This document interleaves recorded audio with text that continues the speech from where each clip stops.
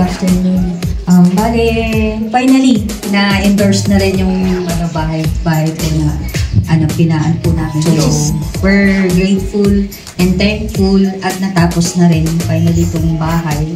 So, at least na rin po namin yung dream po namin na magkaroon ng bahay po talaga dito sa Baguio para sa mga anak po namin, lalo pag mag-aaral na po sila. So maraming salamat.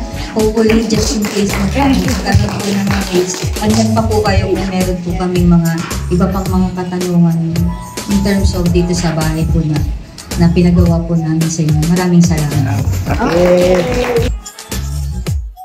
One, Papa, 2, 3. Congratulations! Welcome po. Congratulations. So, pasok na po, ma'am.